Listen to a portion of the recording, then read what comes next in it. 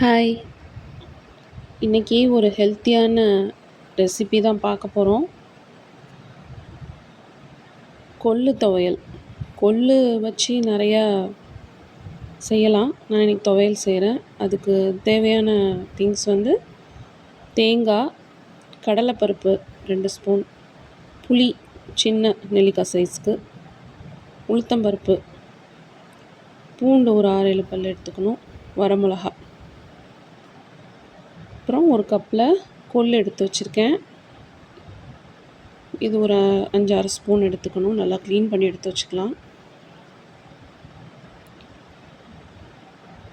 கொள்ளு வந்து ரொம்ப ஹெல்த்தியான ஒரு பருப்பு. பருப்பு வகைனாலே நமக்கு ப்ரோட்டீன் கொடுக்குறது தான். இது எப்படி செய்யணுன்னா, ஃபஸ்ட்டு பேன் ஒன்று ஸ்டவ் ஆன் பண்ணிவிட்டு பேன் வச்சுட்டு, ட்ரையான பேனில் எண்ணெயெல்லாம் எதுவும் ஊற்றக்கூடாது. ஃபஸ்ட்டு பேனை ட்ரையாக வச்சுட்டு சூடு ஏறினதுக்கப்புறம் அதில் அந்த கொள்ளை கொட்டிடணும். ஃபஸ்ட்டு கொள்ளை மட்டும் வறுத்துக்கணும். கொள்ளை போட்டுட்டு மீடியம் ஃப்ளேமில் வச்சு வறுக்கணும். அந்த கலர் வந்து ஆல்ரெடி கொள்ளு வந்து கொஞ்சம் ப்ரௌனுமா ஒரு லைட் ப்ரௌனுமா கலந்து தான் இருக்கும். நம்ம வறுத்தோம்னா எல்லாம் ஈவனாக ஒரே கலராக மாறிடும், ஒரே மாதிரி ப்ரௌனாக மாறிடும். அதோட வாசனையும் வரும். வறுக்கும்போது நல்ல வாசனை வரும், கலர் சேஞ்ச் ஆகும். அப்புறம் தனித்தனியாக அந்த இடத்த விட்டு நகரும், வெடிக்கிற சத்தமும் கேட்கும். இதெல்லாம் வந்து கொள்ளு வறுபட்டதுக்கு உள்ள அடையாளம். நம்ம எடுத்து வாயிலையும் போட்டு பார்க்கலாம், கிறிஸ்பியாக இருக்கும். மீடியம் ஃப்ளேமில் வச்சு வறுத்துக்கணும். கொள்ளை மட்டும் ஃபஸ்ட்டு வறுத்து எடுத்துக்கணும்.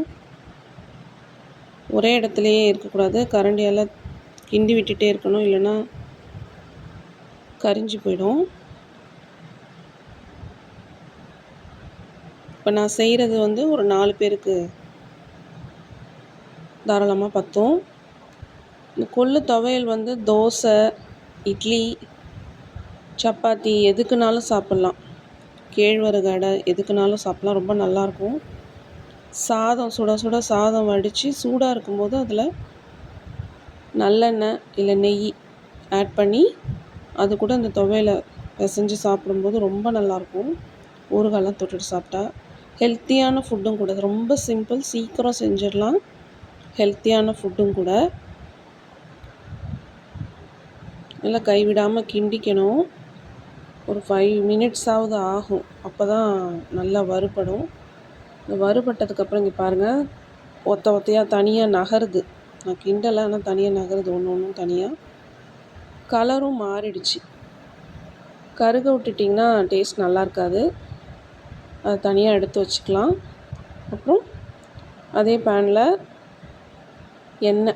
எண்ணெய் சமையல் எண்ணெய் யூஸ் பண்ணுறீங்களோ அதை ஊற்றிக்கலாம். நான் நல்லெண்ணெய் தான் ஊற்றுறேன். அது ஒரு 2 ஸ்பூன் ஊற்றிட்டு கடலைப்பருப்பு ஒரு 2 ஸ்பூன் போடணும். இதெல்லாம் வறுத்துக்கணும். 2 ஸ்பூன் போட்டுட்டு உளுத்தம்பருப்பு அது ஒரு 3 ஸ்பூன் அதையும் போடணும். நல்லா வறுத்துக்கணும். அது ரெண்டையுமே அந்த எண்ணெயிலே வறுக்கணும்.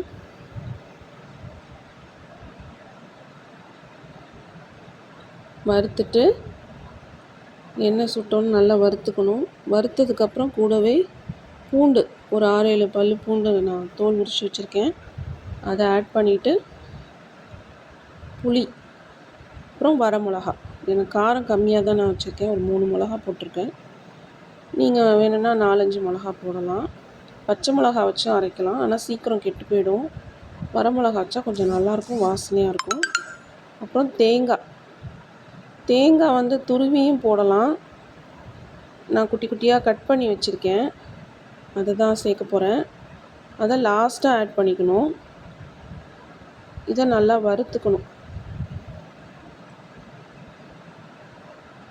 நல்ல வாசனை வரும். இந்த பூண்டு எண்ணெயில் வறுக்கும்போது நல்ல வாசனை வரும். இது கூட நம்ம மல்லி விதை இருந்துச்சுன்னா அது ஒரு ஸ்பூன் ஆட் பண்ணிக்கலாம். கருவேப்பிலையெல்லாம் ஆட் பண்ணி செய்யலாம். நான் அதெல்லாம் ஆட் பண்ணலை, இது மட்டும்தான் சேர்த்து செய்கிறேன். அதை ஆட் பண்ணாலும் நல்ல வாசனையாக நல்லாயிருக்கும். நம்ம எப்பொழுதும் பருப்பு துவையல் செய்வோம்ல, அதே மாதிரி தான் இதுவும். அப்புறம் உப்பு, கொஞ்சமாக பெருங்காய பொடி போட்டுக்கணும், அவ்வளோதான்.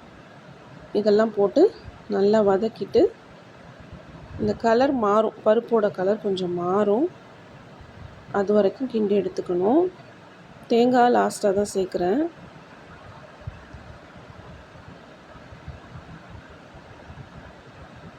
குழந்தைங்களுக்கு கொடுக்கலாம், பெரியவங்களும் சாப்பிட்லாம், எல்லா வயசில் இருக்கிறவங்களும் சாப்பிட்லாம். கொள்ளு வந்து நல்ல ஹெல்த்தியான ஃபுட்டு, ப்ரோட்டீன் அதிகம். அதோட சுகருக்கு வந்து நல்ல கண்ட்ரோல் கொடுக்கும் கொள்ளு. சுகர் பேஷண்ட்டு, டயபெட்டிஸ் பேஷண்ட் இருக்கிறவங்க கொள்ளு சாப்பிட்டா நல்லா சுகர் கண்ட்ரோலாக இருக்கும் உடம்புக்கு. ஏன்னா ப்ரோட்டீனை வந்து அவங்க அவசியம் எடுக்கணும். இது வந்து நமக்கு ஒரு ஹோல்சம் ப்ரோட்டீனாகவே இருக்கும். டயட்டில் இருக்கிறவங்க, வெயிட் குறைக்கணும்னு நினைக்கிறவங்க இந்த கொள்ளு சாப்பிட்லாம். நான் ஆல்ரெடி வறுத்த கொள்ளு ஆற வச்சுருக்கேன் தட்டில் வச்சு. அதோட இப்போ வறுத்ததையும் சேர்த்து நம்ம ஆற வச்சுக்கலாம். நல்லா ஆறுனதுக்கப்புறம் மிக்சியில் போட்டு அரைச்சி எடுத்துக்கணும். இப்போ நான் வறுத்ததை ஆட் பண்ணுறேன்.